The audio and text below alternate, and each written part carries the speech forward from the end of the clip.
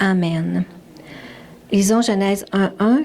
Au commencement, Dieu créa les cieux et la terre. Vous pouvez vous asseoir, c'est pas long. Le titre du message de ce matin, c'est le même que la semaine dernière, la diapo 1. Dieu ou le Big Bang. Alors, c'est la suite de la semaine dernière, c'est un enseignement sur 2 semaines. C'est la dernière semaine ici.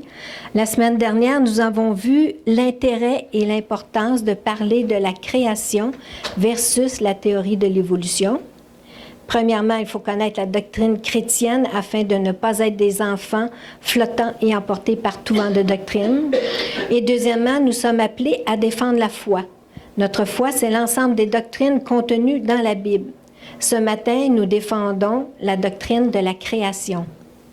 La semaine dernière, nous avons répondu à 3 des 6 questions que nous examinons tout au long de cet enseignement et qui étaient « Dieu existe-t-il? » La réponse est oui. Est-il vrai que la science ne soutient pas ce que la Bible dit au sujet de la création? La réponse est non, parce que la science soutient la Bible. Comment l'univers est-il venu à l'existence? La réponse est Dieu qui l'a créé. Ceux qui ont manqué la semaine dernière, je vous suggère d'aller sur le site de l'Église pour l'entendre dans les messages. Ce matin, nous allons répondre aux questions 4, 5 et 6. La 4e question, quelle est l'origine de l'homme? Selon la théorie de l'évolution, le singe aurait évolué jusqu'à devenir l'homme, comme on peut le voir sur la diapo 2. La diapo 2, oui, c'est ça. Alors, du singe à l'homme, à l'ordinateur. Mais si c'est vrai, alors, pourquoi le processus s'est arrêté? Pourquoi les singes ne continuent pas à évoluer pour devenir des hommes? Ou encore, si c'est vrai, si l'espèce appelée singe est devenue une nouvelle espèce appelée homme, alors l'espèce première n'aurait-elle pas dû disparaître? Or, il y a encore des singes et des hommes sur la Terre. La théorie de l'évolution du singe vers l'homme s'appuie principalement sur le fait que leur ADN se ressemble beaucoup. Mais elles ne sont pas identiques, elles se ressemblent. Puis les similarités entre certaines espèces ne sont pas nécessairement la preuve d'un ancêtre commun. Elles sont plutôt un témoignage unanime qu'il n'y a qu'un seul créateur. De plus, la ressemblance biochimique, animale ou végétale, est nécessaire à notre alimentation. Si nous étions tout à fait différents du reste de la création sur le plan métabolique, que mangerions-nous? Comment pourrions-nous digérer et assimiler les éléments nutritifs contenus dans les plantes ou les animaux s'ils n'étaient pas les mêmes que ceux que nous avons dans notre corps? Ce serait impossible.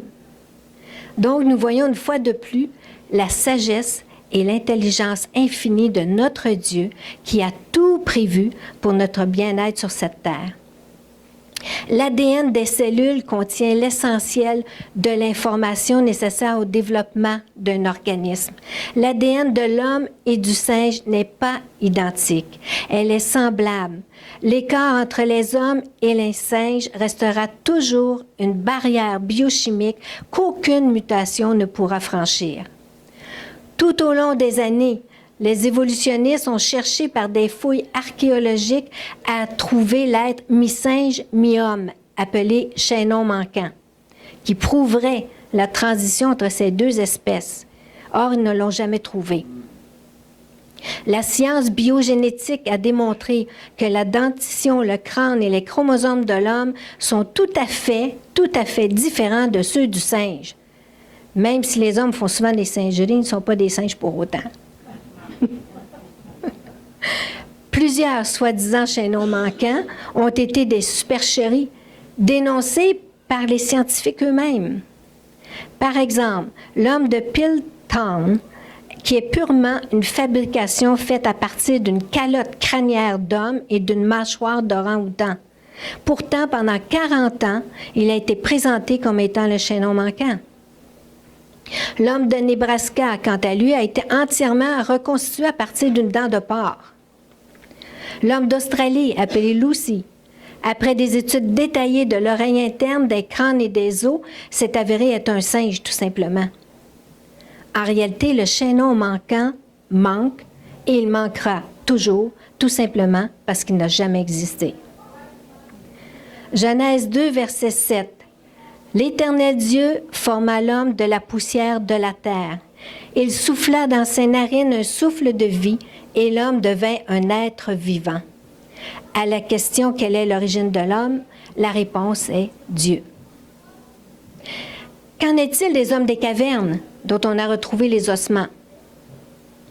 Est-ce qu'ils ne prouvent pas que l'homme était bestial et qu'il a évolué vers l'homme moderne? Genèse 3, verset 20. Adam donna à sa femme le nom d'Ève, car elle a été la mère de tous les vivants. Tous les hommes descendent d'Adam et Ève, même ceux qui ont vécu dans les cavernes.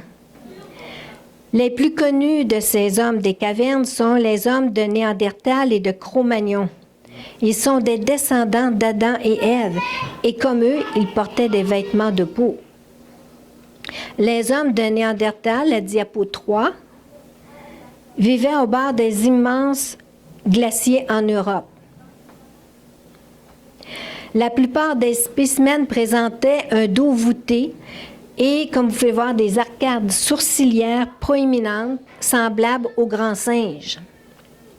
Des recherches ont démontré que leur aspect physique, qui leur donnait des allures bestiales, était dû au rachitisme et à l'arthrite. Le rachitisme est provoqué par le manque de soleil, une carence en vitamine D et un régime alimentaire pauvre. Quant à l'arthrite, elle se développe à cause du froid et de l'humidité. Ces maladies engendrent des déformations osseuses, comme on peut le voir. Il ne s'agit nullement d'une quelconque évolution de l'état de singe vers l'humain, mais au contraire d'une dégénérescence causée par la maladie. L'homme de Cro-Magnon, la diapo 4,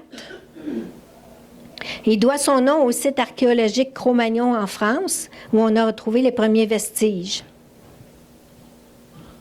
Même si on a découvert les fossiles des hommes de Néandertal et de Cro-Magnon, surtout dans des cavernes, cela ne signifie pas qu'ils soient des hommes singes.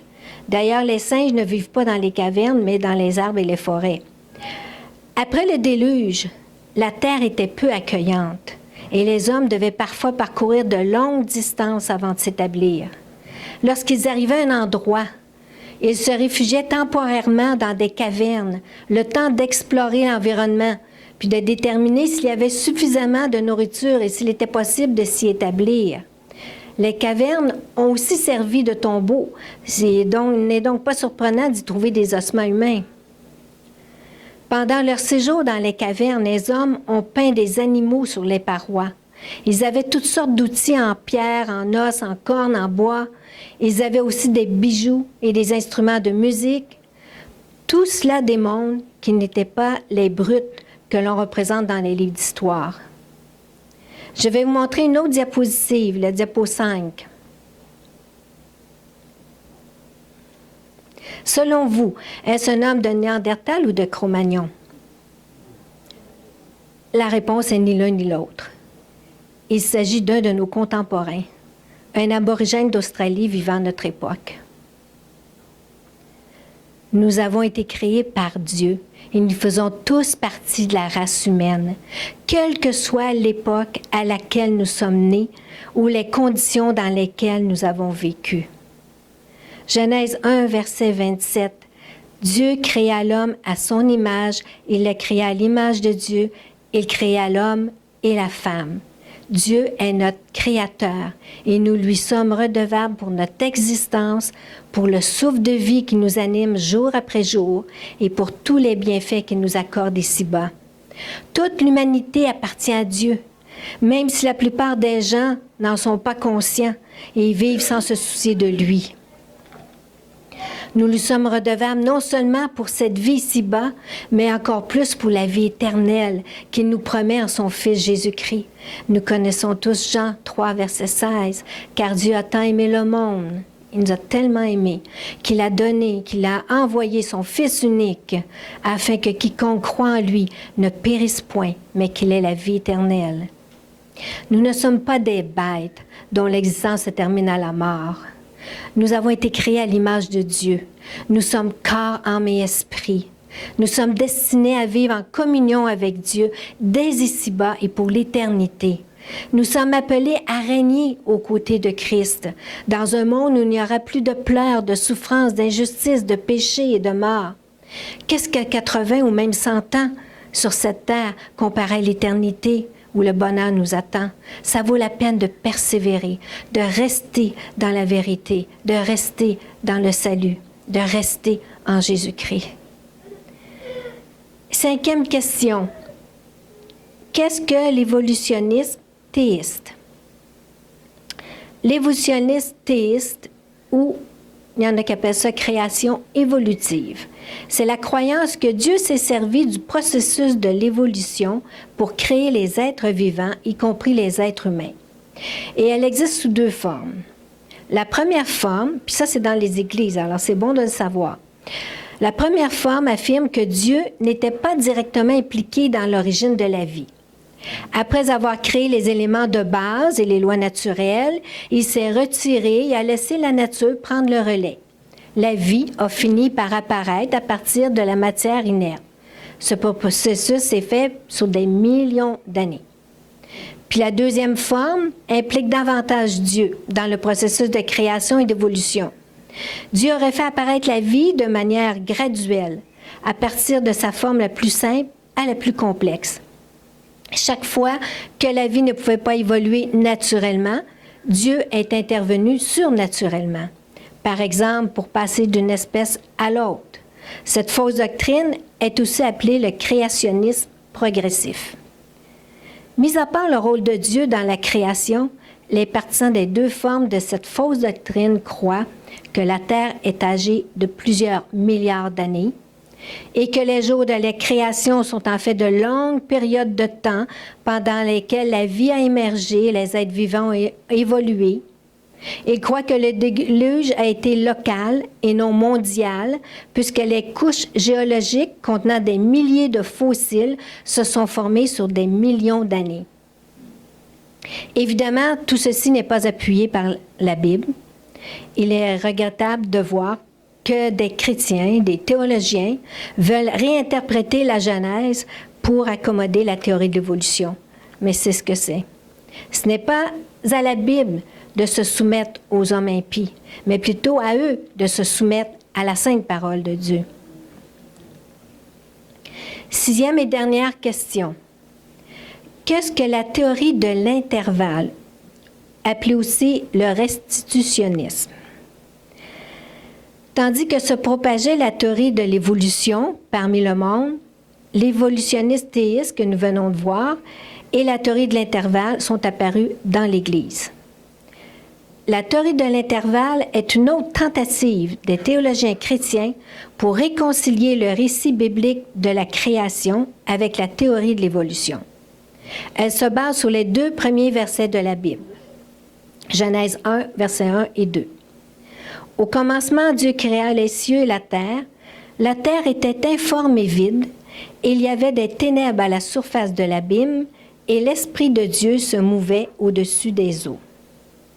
Les partisans de cette théorie croient qu'il y a eu un intervalle de temps indéterminé entre les 2 premiers versets. Au verset 1, Dieu aurait créé les cieux et la terre. Dans l'intervalle serait survenue la chute de Satan, qui aurait entraîné la ruine de cette première création.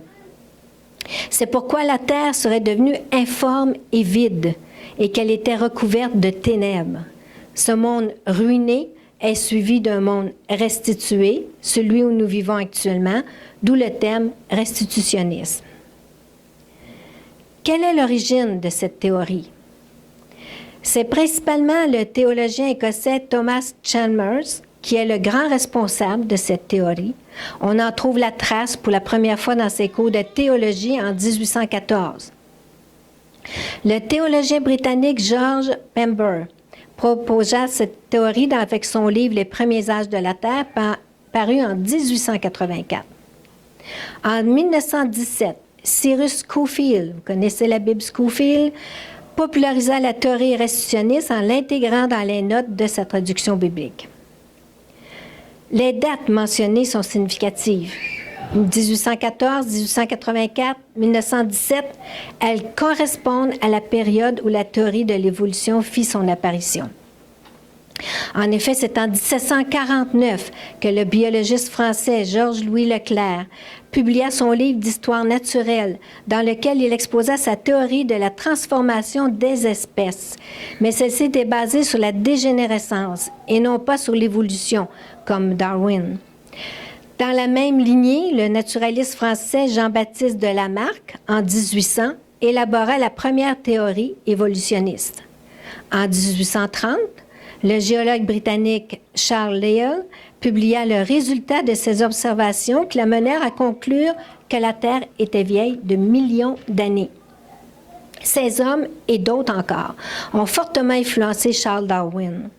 Dès 1838, Darwin commença à propager ses idées évolutionnistes. Et c'est en 1859 que parut son livre « L'origine des espèces ». Voyons les dates sur la diapositive 6.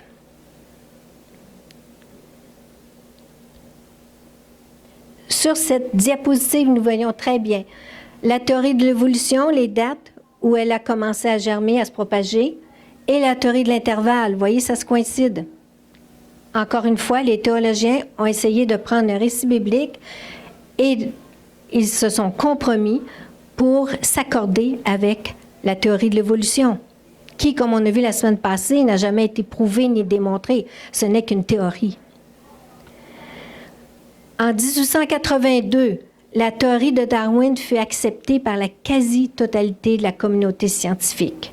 Les théologiens se trouvaient alors confrontés à un problème de taille.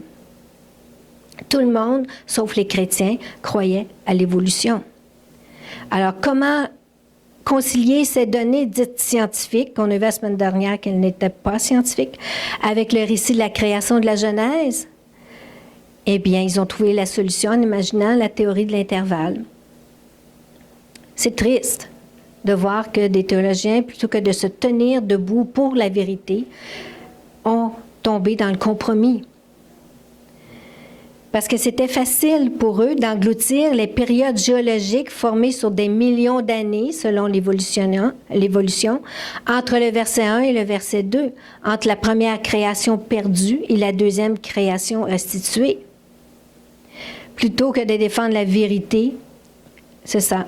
Ils ont cherché des indices dans le texte biblique, leur permettant d'étoffer leur propre théorie. En réalité, il n'y a rien dans la Bible qui appuie la théorie de l'intervalle. Ils ont simplement fait comme tous ceux qui enseignent de fausses doctrines, c'est-à-dire qu'ils ont isolé des mots pour leur faire dire ce qu'ils voulaient. Voyons quels sont leurs arguments. Genèse 1:1. Au commencement, Dieu créa les cieux et la terre. Premier argument est sur les verbes hébreux bara et asa. Bara est toujours traduit par créa dans le sens de partir de rien lorsqu'il a comme sujet la personne de Dieu. Plus loin dans le récit de la création, Genèse 1, verset 7, il est écrit « Et Dieu fit l'étendue ». C'est le verbe hébreu « asa » qui est employé. « Asa » ne signifie pas « créer », mais « former » ou « reformer ». Donc, selon eux, Dieu a dû reformer des éléments qui avaient été détruits une première fois. Mais la vérité, c'est que même si le verbe « asa » signifie « former » ou « reformer », dans certains versets, il peut aussi être synonyme de créer. Et en voici quelques exemples. Genèse 1, 21. Dieu créa, c'est le verbe bara, les grands poissons. Verset 25. Dieu fit, c'est le verbe asa, les animaux de la terre selon leur espèce. Verset 26. Puis Dieu dit faisons, c'est le verbe asa, l'homme. Verset 27. Dieu créa l'homme, c'est le verbe bara. Vous voyez, c'est synonyme. Il est écrit dans Néhémie 9, verset 6, « C'est toi, Éternel, toi seul, qui as fait, le verbe asa, les cieux des cieux et toute leur armée, la terre et tout ce qui est sur elle, les mers et tout ce qu'elle renferme. Tu donnes la vie à toutes ces choses et l'armée des cieux se prosterne devant toi. » Il est évident que ce texte renvoie à la création originelle, celle créée à partir de rien. Et pourtant, c'est le verbe asa qui est employé. Puisque bara et asa peuvent être utilisés de manière interchangeable, Exode 20, verset 11 confirme que Dieu a créé et non restitué la terre et l'univers en 6 jours. Il est écrit car en 6 jours, l'Éternel a fait les cieux, la terre et la mer et tout ce qui est contenu. Il n'y a pas de place pour un intervalle de millions d'années. Leur deuxième argument, l'expression informe et vide de Genèse 1, verset 2. En hébreu, c'est tohu, bohu, qui est à l'origine de notre expression française tohu, bohu, qui signifie désordre et chaos. Les restitutionnistes affirment que cette expression apparaît ailleurs dans la Bible et qu'elle est toujours en rapport avec un jugement. Après la révolte de Satan, Dieu envoya un jugement sur la création qui rendit la terre informe et vide. C'est pourquoi il a fallu la restituer. Ça, c'est leur argument. Il s'appuie sur Jérémie 4, verset 23, où l'Éternel prononce un jugement contre Israël, et sur Isaïe 34, verset 11, où Dieu prononce une sentence contre Édom. Dans ce dernier verset, Tohu est traduit par désolation et Bohu par destruction. Vous voyez, ils ont pris seulement que 2 versets pour appuyer leur argument. Mais lorsque nous regardons à l'ensemble des versets de la Bible qui contiennent cette expression, nous constatons que la majorité du temps, elle signifie simplement l'espace ou le vide. Il serait trop long de tous les nommer, mais on va en prendre 2 comme exemple. Mais il y en a beaucoup, beaucoup, je vous le dis. Vous ferez une recherche dans une concordance. Deutéronome 32, 10, par exemple. Tout est traduit par solitude et il se réfère au désert, dans le sens de l'immensité du désert qui n'est que solitude. Et Job 26, verset 7, Tohu est traduit par vide et il fait référence à l'étendue illimitée de l'espace intersidéral. Nous voyons qu'il est donc faux de prétendre que l'expression Tohu Bohu est toujours en rapport avec un jugement. Dans Genèse 1, verset 2, elle signifie simplement que l'univers originel a été créé sans forme et non rempli et qu'il a été formé et rempli pendant 6 jours par les actes créateurs de Dieu, tout simplement. Leur troisième argument, la terre était ou devint informe et vide.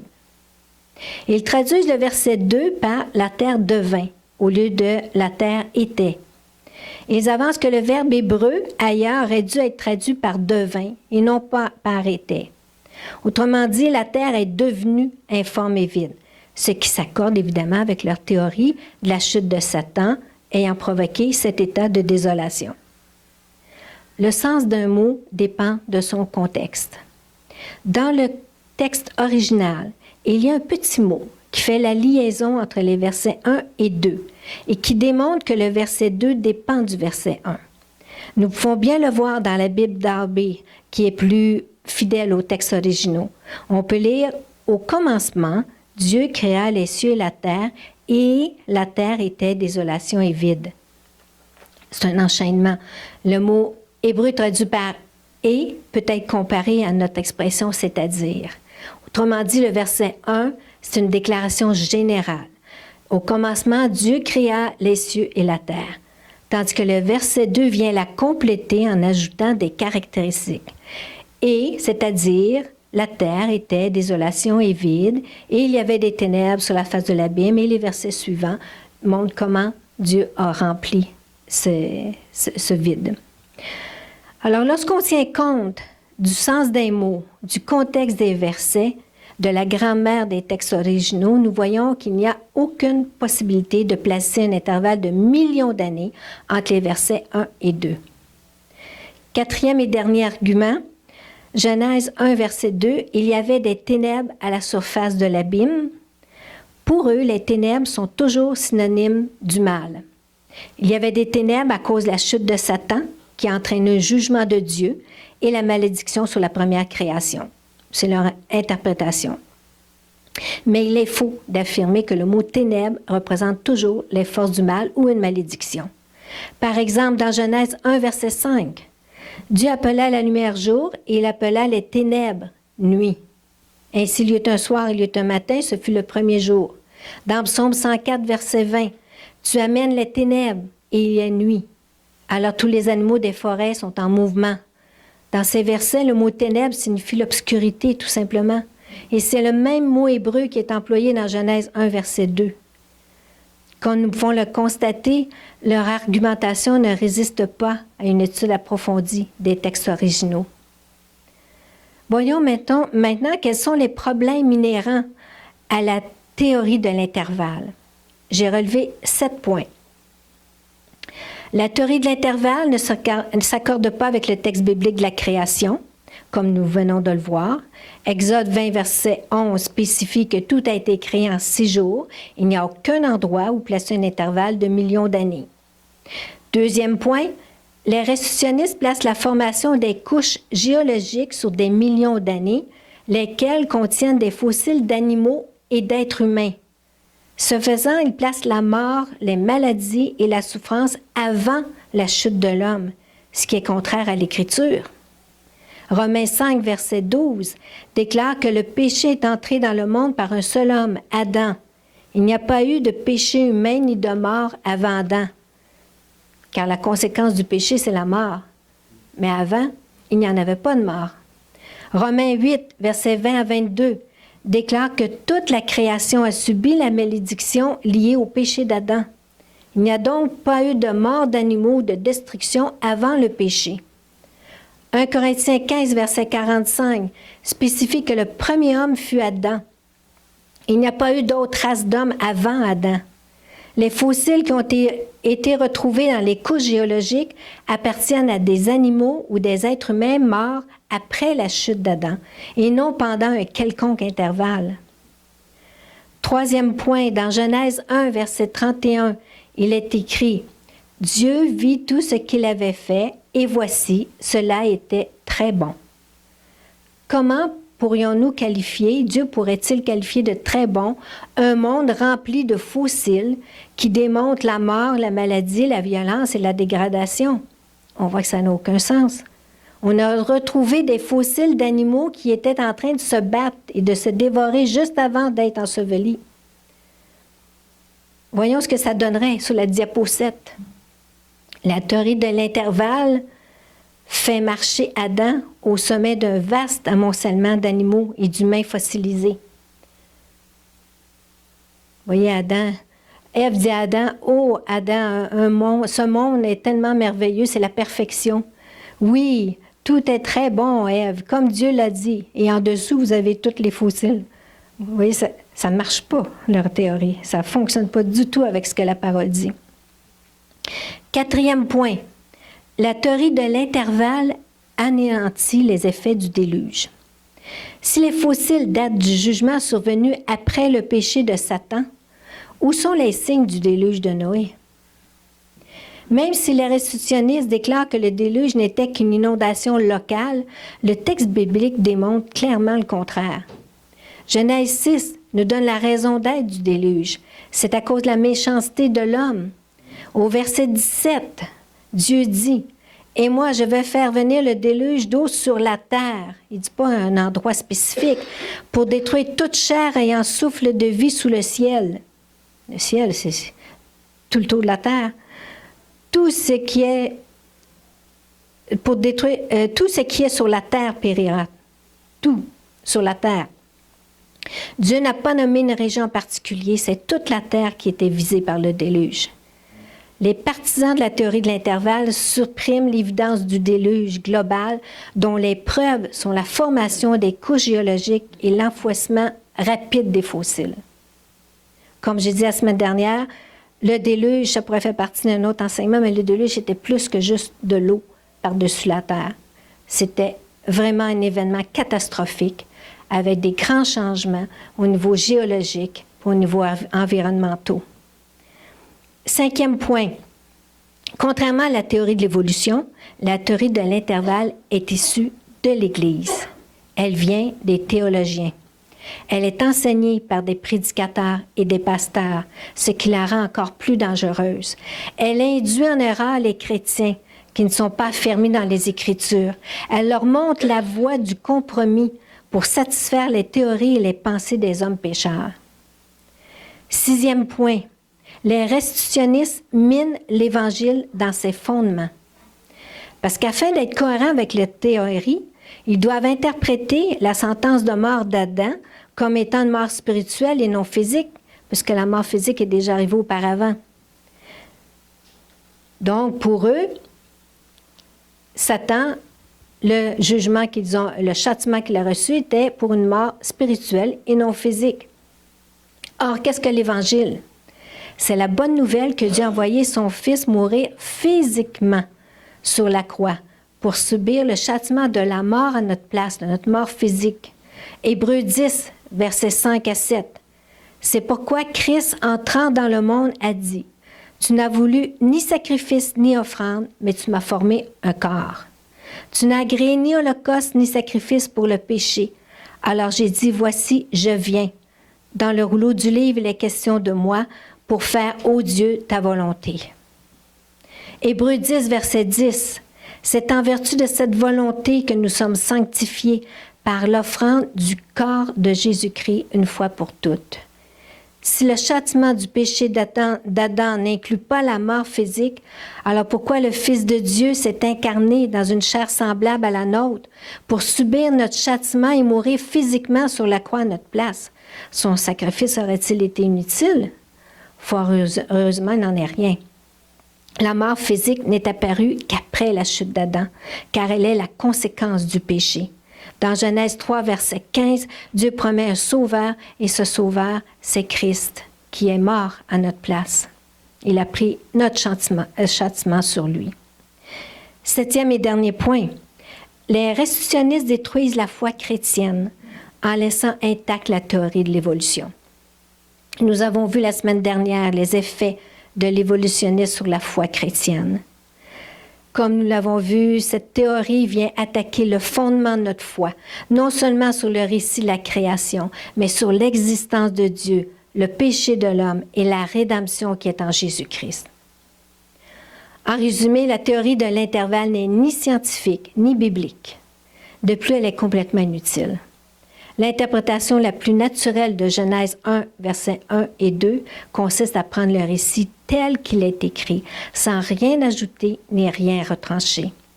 Le verset 1 résume la création en disant ce que Dieu a fait de manière générale, tandis que le verset 2 et les suivants décrivent de manière plus détaillée comment Dieu l'a fait.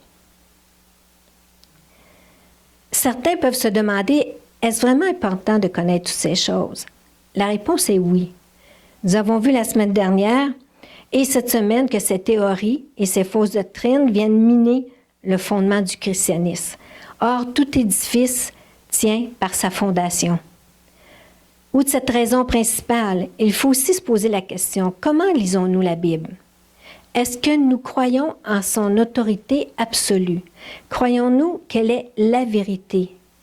De Genèse à Apocalypse. Est-ce que nous lisons la Bible sans idée préconçue, en laissant Dieu nous parler?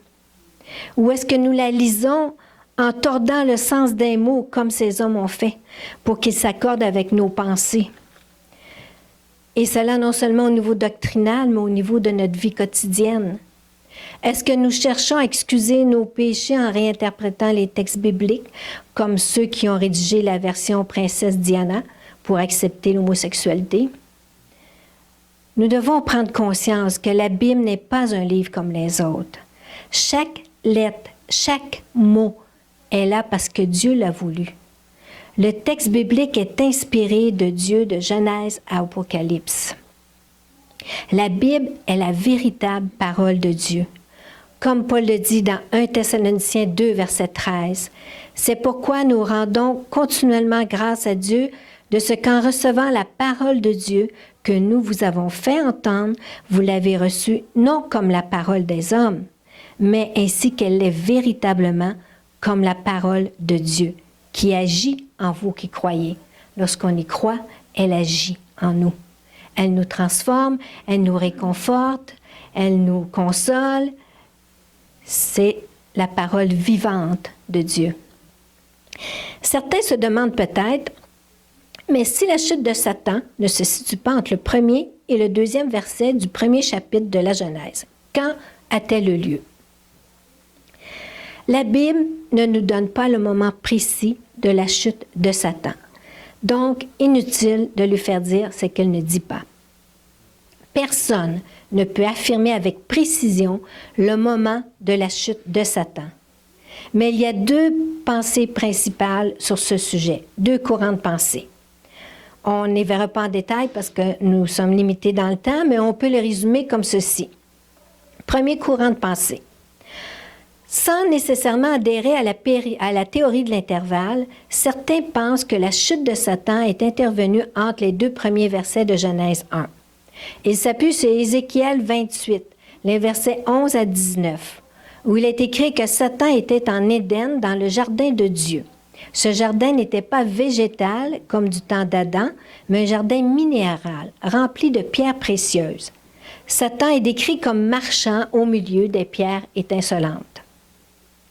Il suppose donc que la première terre était couverte de pierres précieuses, mais qu'après la chute de Satan, elle devint informe et vide. Dieu l'a formée de nouveau, mais cette fois-ci telle que nous la connaissons aujourd'hui, avec des végétaux, des minéraux et des animaux. Il n'y a aucun passage de la Bible qui décrit la terre comme ayant déjà été couverte de pierres précieuses. Par contre, dans Apocalypse 21, la Jérusalem qui descend du ciel est décrite comme un lieu couvert d'or et de pierres précieuses. La question que je me pose, c'est celle-ci. Se pourrait-il qu'il y ait un jardin d'Éden céleste et un jardin d'Éden terrestre? Cette possibilité existe puisque nous savons par la Bible qu'il y a une Jérusalem céleste et une Jérusalem terrestre.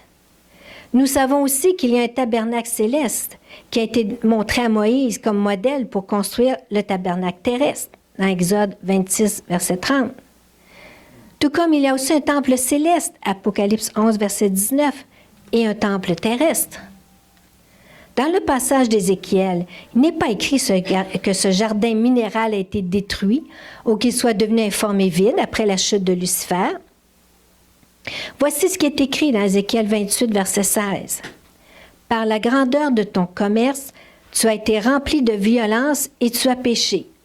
Je te précipite de la montagne de Dieu et je te fais disparaître, chérubin protecteur, du milieu des pierres étincelantes. » Il est juste fait mention que Satan a été retiré de ce jardin rempli de pierres précieuses. Ce lieu est demeuré intact. On peut aussi se poser la question, pourquoi Dieu aurait-il créé une terre couverte de pierres précieuses puisque son intention a toujours été qu'elle soit habitée par l'homme? Un diamant, c'est bien beau sur une bague, mais pas dans notre assiette. On ne peut pas manger des pierres précieuses, on ne peut pas vivre de pierres précieuses. Il est écrit dans Ésaïe 45, verset 18, « Car ainsi parle l'Éternel, le Créateur des cieux, le seul Dieu, qui a formé la terre, qui l'a faite et qui l'a affermie, qui l'a créée pour qu'elle ne fût pas déserte, qui l'a formée pour qu'elle fût habitée. Je suis l'Éternel, il n'y en a point d'autre. » Dès le départ, c'était son intention qu'elle soit habitée. Dans Ésaïe 42, verset 5, il est écrit, « Ainsi parle Dieu l'Éternel, qui a créé les cieux et qui les a déployés, qui a étendu la terre et ses productions, qui a donné la respiration à ceux qui la peuplent et le souffle à ceux qui y marchent. » Et dans le psaume 115, verset 16, « Les cieux sont les cieux de l'Éternel, mais il a donné la terre au Fils de l'homme. » Dieu a créé la terre pour qu'elle soit une habitation pour l'homme.